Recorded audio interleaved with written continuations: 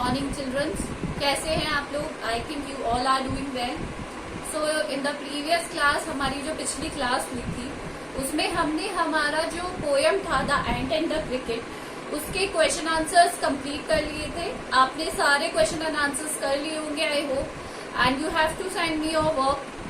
So in this class we are going to start our chapter number 3, glimpses of the past. आज हम नया chapter शुरू करेंगे जिसका नाम है glimpses of the past. Glimpses of the past का मतलब, ग्लिम्स का मतलब होता है झलकियां। ग्लिम्स का मतलब क्या होता है? झलकियां। और पास्ट यानी जो अतीत, जो गुजर चुका है, तो अतीत की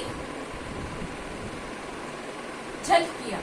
इसमें हमारे जो पास्ट था, जो बिफोर इंडिपेंडेंस, आजादी से पहले वाला जो पार्ट है, उसके बारे में हमें कुछ बताया गया है, वो आज हम इस चैप्टर में करेंगे। ठीक है, तो सबसे पहले हमारे पास हार्ड वर्ड से ही शुरू करेंगे।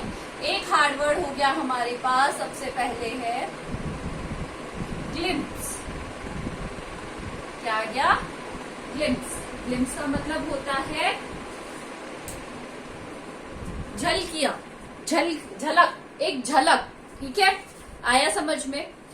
तो ये लिखा गया है एस.डी. सावंत, जो एक इसके ऑथर है एस.डी. सावंत। कौन है इसके author? SD. Sawant. SD. Sawant. और ये हमारा जो फ्रीडम मूवमेंट हुआ था आजादी के लिए, उसमें से कुछ लिया गया है, कुछ हिस्सा वहां से लिया गया है।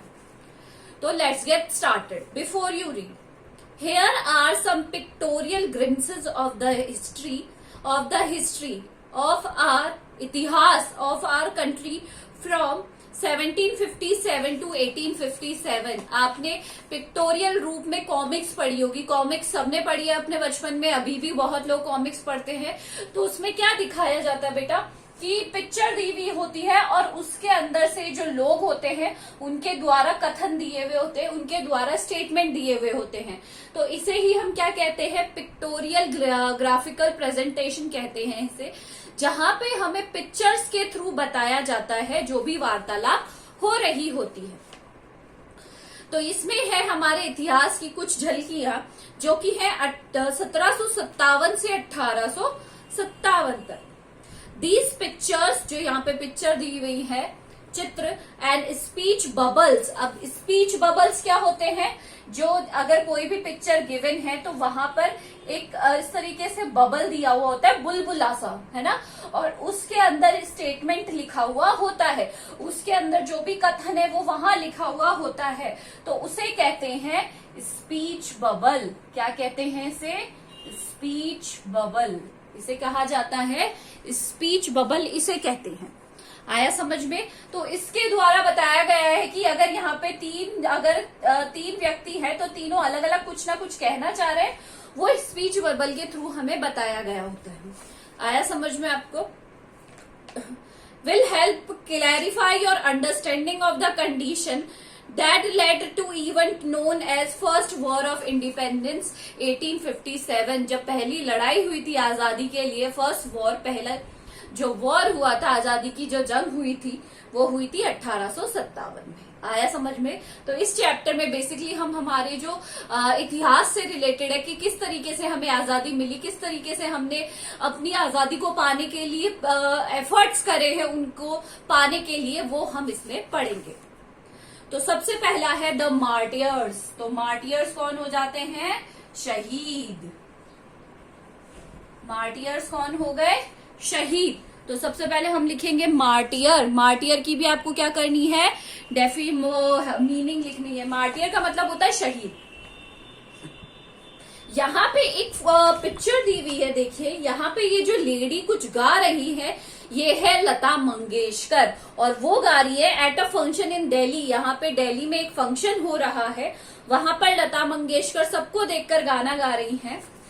ओ my countryman, let your eyes fill with tears and you recall the sacrifices of Indian martyrs.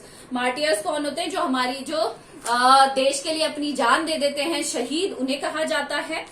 तो वो गा रही है दिल्ली के एक समारोह में। क्या गाना गा रही है? जो आपने गाना सबने सब सुना होगा, ए मेरे वतन के लोगों जरा याद करो कुर्बानी, वो वाला गाना वो वहां पर गा रही है। जो देशभक्ति गीत है वो वहां पर गा रही है।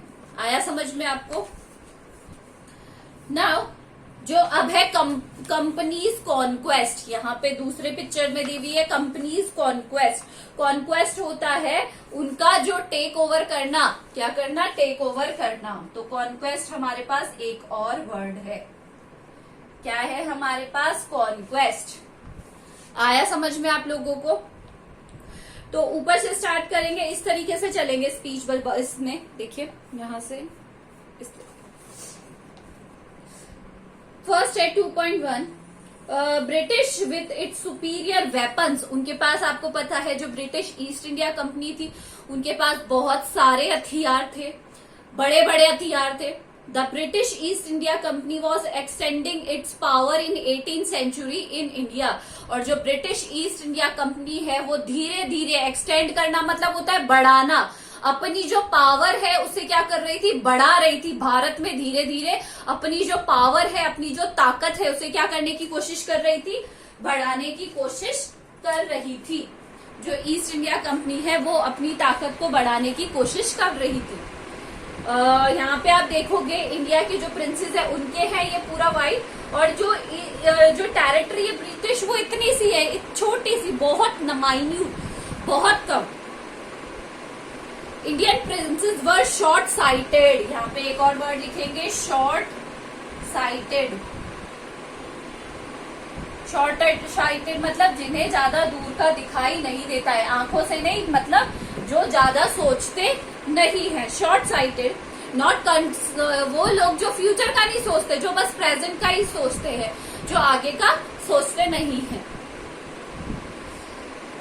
दैट अपस्टार्ट राजा बा call the English merchants, they will help me to defeat him. तो उन्होंने कहा कि वह एक नया धनी है, राजा है, राजा बा। अंग्रेजी व्यापारियों, मर्चेंट कौन हो गए? व्यापारी। देखिए मर्चेंट यानी व्यापारी, जो अंग्रेजी व्यापारी हैं उन्हें बुलाया जाए, वे हमें हराने में मदद करेंगे। राजा बा को क्या करने में? हराने में हमारी मदद करेंगे। किसको हराने में? राजा बा को। The rivalries help the east India company and it could easily subdue Indian princess one by one. तो राइवलरी का मतलब होता है जो दुश्मनी, राइवलरी का मतलब होता है दुश्मनी।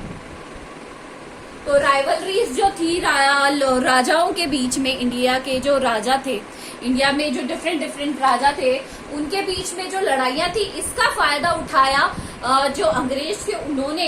And it could easily subdue Indian princesses one by one. और ऐसे को वो उन्हें क्या करने के लिए क्या करने लगे? धीरे धीरे लोगों के बीच में फूट डालने लगे। A far-seeing ruler like Babe Tipu of Mysore fought the British till he died fighting। और जो राजा टीपू सुल्तान थे उन्होंने राजा के जो अंग्रेज थे उनके खिलाफ बगावत की, और जब तक वो मर नहीं गए तब तक वो लड़ते रहे अंग्रेजों से। Thank God there is peace in the country now, no more wars, no more looting by thugs। How do Indian react to these conquests? अब ये जो अंग्रेजों ने हमारे यहाँ पर टेक ओवर किया उसके ऊपर लोगों का क्या था? तो कुछ लोग कहने लगे कि चलो भगवान का भला हो कि धीरे धीरे क्या हो गया है, लड़ाई खत्म हो गई है।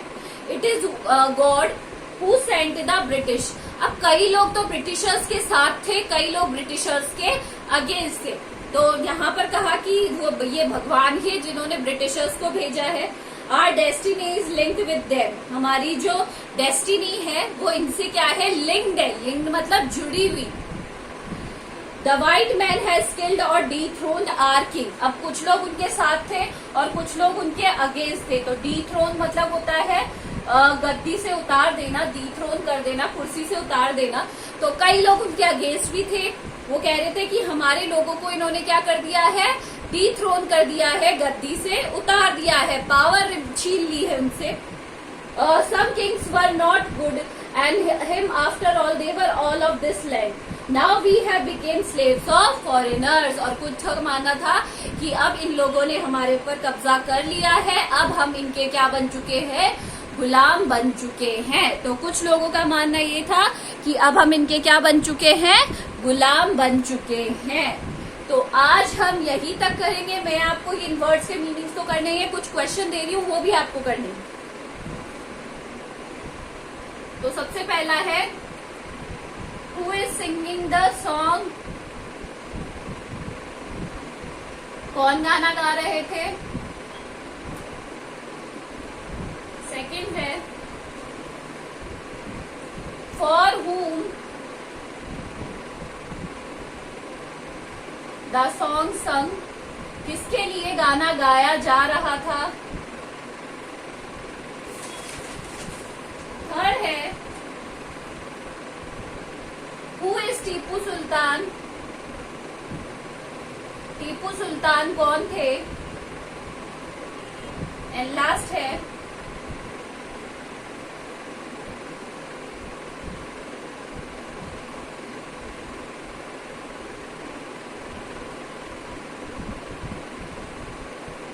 what kind of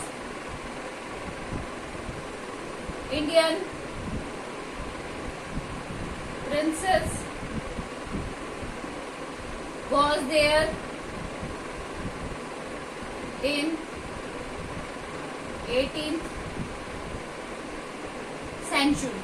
तो ये आपका होमवर्क है. इन वर्ड्स के आपको मीनिंग लिखने हैं कॉपी में और ये चारों क्वेश्चन आपको करने हैं. आया समझ में. This is all for today. Thank you.